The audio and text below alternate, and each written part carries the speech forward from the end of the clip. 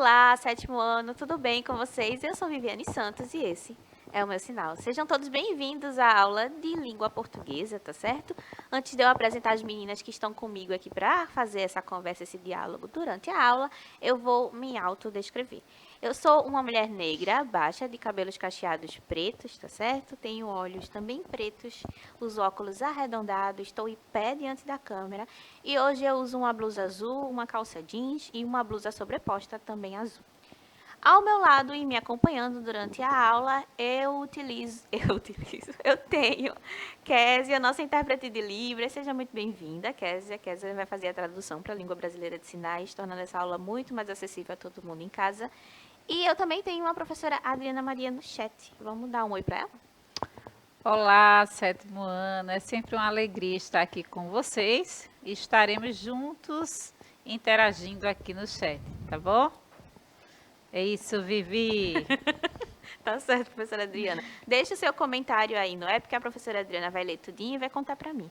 A aula de hoje é sobre interpretação de texto e também sobre as expressões idiomáticas, aquelas expressões que a gente usa no dia a dia, que tem um grande valor para a nossa comunicação de forma geral, porque são expressões prontas, na verdade, mas que tem uma carga semântica própria. E aí a gente vai conversar sobre essas expressões em textos e essas expressões soltas no nosso dia a dia, enquanto a gente conversa, né, professora Adriana? Sim. Ó, sabemos que interpretar um texto pode nos ajudar em quaisquer situações. Quando a gente pensa em interpretação de texto, a gente pensa muito na escola. Quando a gente está na escola, como professora de português, né, fazendo a nossa provinha, fazendo o nosso texto. Mas, na verdade, interpretar texto é para tudo, minha gente. Se eu vou atravessar a rua, eu preciso entender o que os sinais de trânsito indicam, né, para eu não cometer nenhuma infração, para eu não cometer nenhuma gravidade e assim me prejudicar e prejudicar outras pessoas. Se eu vou ler um jornal, eu preciso entender o que é que eu estou lendo ali, independente de ser uma notícia, de ser uma reportagem, de ser uma crônica, porque a gente tem vários gêneros textuais dentro do jornal. Então, independente do que eu for fazer, se eu vou a uma entrevista de emprego, eu preciso saber o que eu preciso falar. E assim sucessivamente. Então, cada gênero textual ou oral serve à sua finalidade dentro da nossa estrutura social, Isso. né? Porque a gente sabe que a escola é uma reprodução disso, né? A gente aprende como se fosse uma espécie de encenação a usar todos esses mecanismos, a usar os gêneros textuais, a usar a gramática, a usar tudo que a gente aprende na escola para reproduzir esses conhecimentos na vida real, quando a gente cresce, quando a gente fica mais velho, tá certo? Então, aprender a interpretar textos é muito mais do que uma disciplina na escola. Ela vai moldar aí como você se comporta quando adulto e como você se relaciona com as outras pessoas também, tá certo? Vocês já em casa já pararam para pensar em algumas expressões da nossa língua, como pimenta nos olhos dos outros é refresco? Essa é um exemplo de uma expressão idiomática que é, na verdade, uma expressão pronta, que vem dotada aí de como se fosse uma moralidade, né? Sempre tem uma lição a ser ensinada ou a ser aprendida, depende de quem fala ou de quem escuta. Então, a gente usa essas expressões como um sinal para dizer algum conselho a alguém ou para provar o seu ponto de vista, tá certo? Você aí em casa sabe o que essa expressão significa? Pimenta nos olhos dos outros é refresco. Parece uma expressão quase raivosa, né, professora Adriana? Dizendo assim, bem feito. É quase um bem feito, né? Pois é, aí a gente vai começar a pensar o significado dessa expressão. Se você não conhece, tá certo? Mas antes da gente pensar o significado da expressão, vamos ler um conto que nos ajudará a entender o contexto do uso dessa expressão mais especificamente, tá certo? Porque antes da gente pensar, cada expressão idiomática tem o seu significado. E é sobre isso que a gente está pensando hoje. Mas elas também funcionam dentro do texto. Então a gente vai tentar fazer esse reconhecimento desse significado para depois partir para as expressões idiomáticas mais comuns no nosso uso, no nosso dia a dia. Bora lá? Eu trouxe um texto intitulado Pimenta no olho do outro é colírio. E eu vou ler para vocês. Era um rapaz que vivia desfazendo da desgraça alheia. Quando a moça manca passava, seguia por detrás dela, manquitolando uma ridícula imitação. Gargalhava sempre que alguém escorregava e levava um tombo. Incentivava os moleques da região a quebrarem as vidraças e ficava de longe vendo e se divertindo. Dava risada em funerais, gozava dos defeitos das pessoas e não perdia a oportunidade de se alegrar às custas dos dissabores dos outros.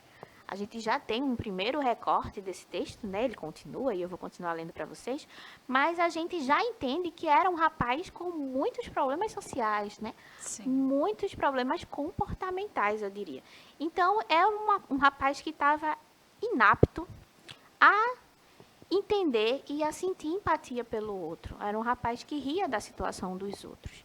E é comum que a gente, na presença de uma pessoa dessa, se sinta incomodado, né? A gente quer que todo mundo viva harmoniosamente. Então, vamos ver como essa história continua? Um dia, uma epidemia de conjuntivite se espalhou pela cidade. Pouco a pouco, tem um errinho de digitação que foi da professora, os habitantes foram todos ficando infectados e andavam pela rua com lenços, enxugando os olhos lacrimejantes, vermelhos e inchados. O rapaz, muito animado, não deixava passar um sem um gracejo maldoso. Então a gente tem um personagem que realmente está marginalizado socialmente, porque é como se todo mundo dentro da sociedade fosse motivo de chacota, fosse motivo de graça para ele. Até porque as coisas nunca aconteciam com ele. Então, por exemplo, se alguém tropeça e cai e eu rio dessa pessoa, eu não estou sentindo empatia por ela, né? Até porque não foi comigo. Então, era isso que essa personagem sentia e fazia. Mas aí houve um surto de conjuntivite na cidade. O que será que aconteceu depois disso, hein? Vamos continuar. Chora não, dona Maricota. A senhora não tem culpa de ser feia deste jeito. Ô, senhor padre, tá chorando de pecados? Zezinho, você tá parecendo um ratão branco daqueles de olhos vermelhos arregalados. Isso tudo era a personagem reagindo ao surto de conjuntivite. Porque ele achou, já que todo mundo na cidade estava com a doença, ele achou de ficar tirando onda, né? Dizendo que um estava feio, que o outro estava chorando, fazendo a sua graça. Vamos continuar a história. Acontece que a doença, espalhada pelo ar, não demorou muito e também pegou o rapaz. Ele amanheceu com os olhos levemente ardidos, se olhou no espelho, mas achou apenas que tinha dormido demais. Acontece que, ao longo do dia, quanto ele mais coçava, mais o comichão aumentava. Como a gente pode perceber, e não surpreendentemente, porque conjuntivite é bem infeccioso mesmo, o nosso protagonista também contraiu a conjuntivite, né? E aí ele achava que nunca ia acontecer com ele, porque as coisas aconteciam só às outras pessoas, e era sempre ele quem ria. Agora, ele é a pessoa infectada. O que será que vai acontecer com essa pessoa agora? Parece que o negócio me apanhou. Correu então à farmácia para comprar um colírio. Deu azar de ser justamente o Zezinho quem estava atendendo. Ô, moleque, me arruma um colírio? O menino, prestativo, foi até a prateleira dos colírios, mas disfarçadamente abriu o vidro, despejou o líquido e encheu de pimenta mais ardida. Então, olha, a gente já tem aqui o Zezinho, que era um personagem que foi o quê?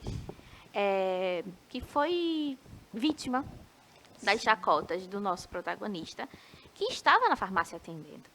Então, o mundo gira, o mundo é uma bola.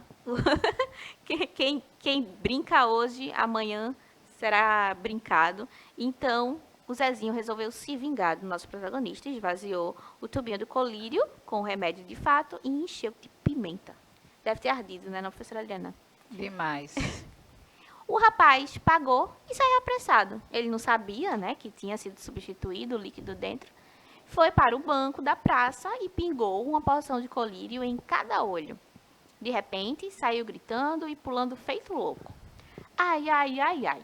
Meu olho está pegando fogo. Ai, ai, ai, ai. O povo se juntou à sua volta, mas não havia o que fazer. E, para falar a verdade, ninguém ligou muito para o sofrimento do rapaz que vivia zombando da desgraça alheia. Pimenta no olho do outro é colírio. Aqui a gente tem a readaptação da expressão, né, idiomática. Se antes a gente tinha pimenta no olho do outro é refresco, agora a gente tem pimenta no olho do outro é colírio. Mas no fundo, há aqui a manutenção do valor semântico da expressão, né? Eu substituo uma palavra por outra, mas ela quer dizer a mesma coisa. Então a gente tem toda uma história para justificar o que é que eu tento dizer quando eu digo pimenta no olho do outro é refresco. E é muito nesse instinto de que se você não sente as minhas dores, né? Eu vou então me vingar de você. Se você calunia de mim, se você tira onda de mim, eu me vingo de você. Então é muito nesse sentido. Todo mundo entendeu? Bonitinho? Não é difícil, né, professora Adriana? Não é mesmo, né? Inclusive dá até pra gente presumir antes de contar a história, né? Mas com a história fica tudo explicadinho, né? Isso. E uma reflexão fica aí, né, Vivi? Fica uma reflexão de como a gente deve agir diante da dor do outro, né? A gente deve sempre tentar acolher, a gente sempre fala aqui em empatia, a gente sempre fala em como lidar com as emoções, a gente sempre brinca, né, professora Diana, que a gente faz um coach aqui, de como a gente precisa olhar para o outro e ter atenção às dores do outro. Isso passa também pela linguagem. As escolhas que a gente faz de palavras, escolha vocabular, de tom de voz, de como eu abordo outra pessoa quando ela está sofrendo ou quando ela está feliz. E tudo isso passa pela nossa percepção, tá certo? Há uma aproximação entre pimenta nos olhos dos outros é refresco e pimenta no olho do outro é colírio. Significa que quando a dor não é nossa, ela é facilmente subestimada. Ela é facilmente vista como motivo de chacota, né? A pessoa que ri de outra que caiu, né? Eu nunca consegui rir de pessoas que caem, professora Adriana. Eu sempre fico, meu Deus, vamos lá ajudar, né? Mas tem gente que ri. O conto nos ajuda a pensar sobre o que recebemos quando passamos a vida inteira fazendo pouco das pessoas, quando não temos empatia com o próximo. Então, é uma expressão idiomática que parece muito simples, porque mesmo sem ler o texto a gente consegue inferir um significado, mas, ao mesmo tempo, ela é muito abrangente, né? Porque faz a gente pensar sobre todo esse processo de empatia. Quanto custa não ser gentil?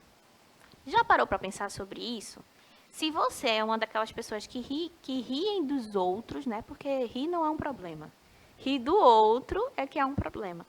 Então, o que será que isso, a longo prazo, traz para a nossa vida? Você já parou para pensar quanto custa não ser gentil? E o que é que ser gentil vai trazer para a sua vida de bom? A gente sempre tem que parar para pensar nisso, né? Eu sei que às vezes a vida é bem sofrida, né? Às vezes a gente tem uns dias assim, em que tudo dá errado. Mas mesmo nesses dias é interessante que se mantenha uma certa esperança, né, professora? Um certo espírito bondoso. Na verdade, não ser gentil pode custar a ausência de ajuda, quando necessária, e também uma ausência de afeto das pessoas. Então, ser gentil, independente de com quem se fale, é fundamental. Foi isso que aconteceu com a nossa personagem no conto. Ela não foi gentil com as outras pessoas, né? Ela usou as outras pessoas para produzir uma felicidade que era muito rasa, uma felicidade sem fundamento. Então, consequentemente, a consequência desse ato dele deliberado e sem pensar foi que ele acabou ficando bastante solitário. E quando ele precisou da ajuda, porque estava com os olhos ardidos da conjuntivite, ele não teve a bondade do outro para lhe ajudar. Então, ele acabou sentindo que a falta de gentileza gerou para ele, na verdade, uma certa ausência de afeto, né? Uma ausência de ajuda. Eu trouxe, por falar em empatia, eu trouxe o significado do dicionário, tá? Porque a gente tá em língua portuguesa, né? Então a gente vai puxar a sardinha pro nosso lado.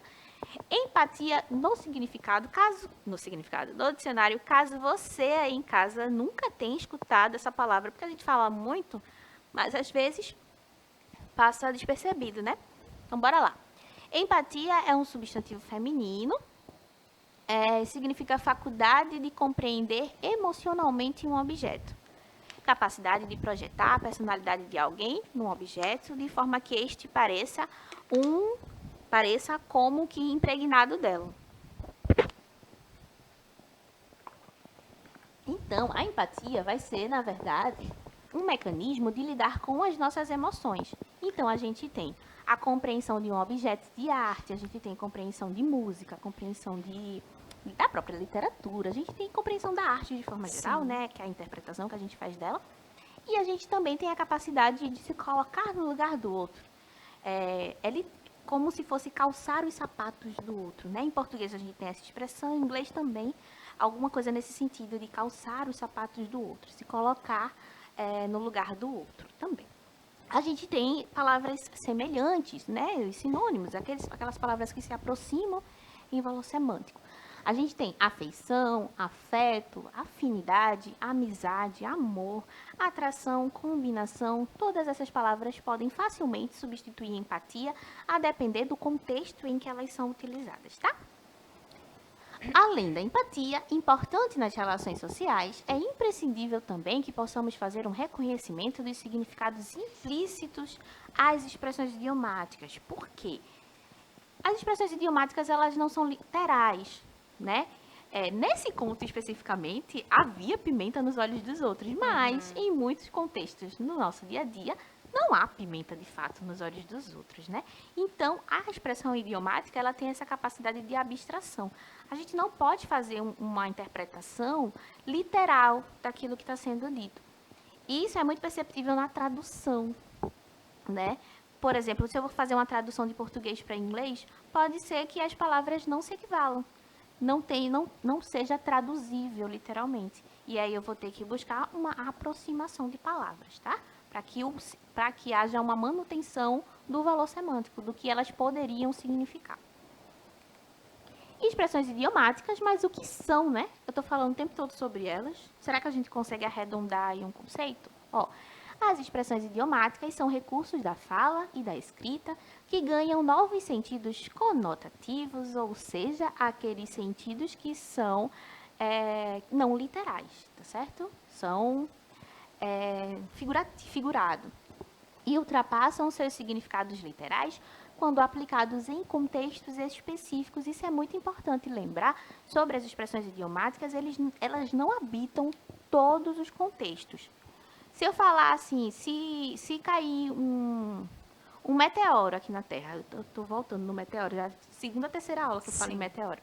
Se cair um meteoro e eu disser assim, Adriana, pimenta nos olhos dos outros é refresco. Faz sentido? É que uma coisa tem a ver com a outra, não tem, né? Então, as expressões, elas precisam de determinados contextos específicos para fazerem sentido, tá? Isso é muito importante. Por exemplo, estar com a cabeça nas nuvens. O que significa isso? Significa que a pessoa pode não estar prestando atenção ao que está sendo dito ou mostrado. Há uma equivalência entre as expressões, vamos pensar em duas expressões idiomáticas. Ellen está com a cabeça nas nuvens, eu tenho uma hipótese. E aí eu tenho outra frase, Ana está viajando na maionese. Será que essas duas frases se equivalem? Em termos de semântica, sim, que é em termos de significado. Porque aí as duas frases implicam uma ausência de atenção, tanto da Ellen quanto da Ana. Percebam que são frases distintas, expressões idiomáticas estruturas distintas. diferentes, não é? De escrita, mas o sentido é o mesmo. Maionese e nuvem, né? Que parece uma não tem nada a ver com a outra. Então percebe como a gente não pode pegar literalmente as palavras pelo que elas dizem, literalmente. Porque se eu pegar maionese e uma nuvem, nada com nada, né?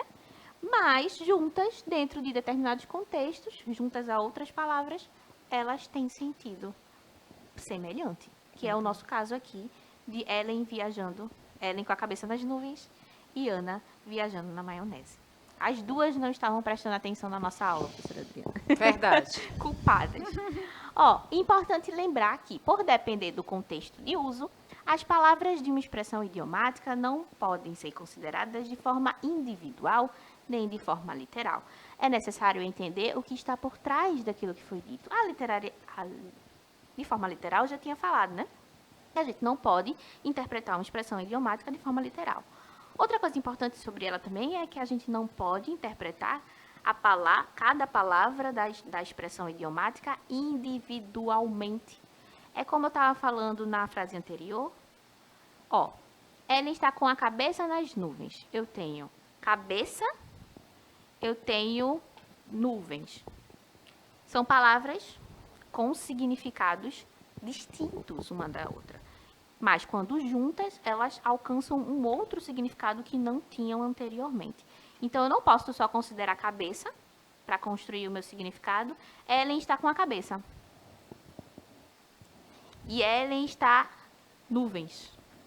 Tá vendo? Eu preciso dessa construção toda frasal. Então ela só faz sentido inteirinho, tá? Muitas vezes as expressões não podem ser traduzidas e só podemos compreendê-las avaliando o contexto em que foram utilizadas. Em outros contextos haverá tradução semelhante ou próxima, dependendo das línguas utilizadas. E aí eu trouxe um exemplo do inglês. Kézia vai me desculpar agora, mas eu botei bem grande na tela. Ó, não chore sobre o leite derramado. Essa é uma expressão que existe em português, tá? E é uma expressão que existe em vários outros idiomas, inclusive no inglês, que tá aí, ó. Cry over the spilled milk. Então, a gente tem a expressão que significa a mesma coisa, tá? Quer dizer, não chore sobre o leite derramado. Essa tradução é literal.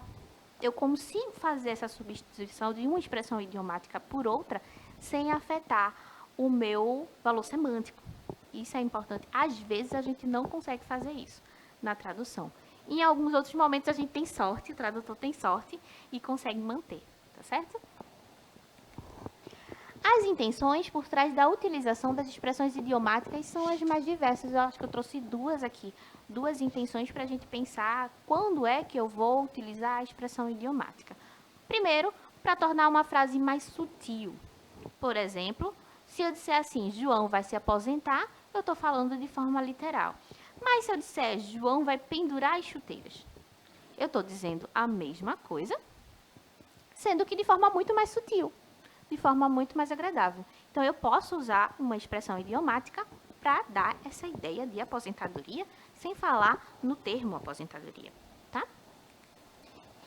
Em outro momento, eu vou usar para enfatizar sentimentos. Fiquei desamparada. Eu posso substituir fiquei desamparada por fiquei a ver navios. Ou seja, ninguém me ajudou, né? Estou aqui sozinho. Então, a gente tem a substituição do termo sem alterar também o sentido. Tranquilo, né? E aí eu trouxe algumas expressões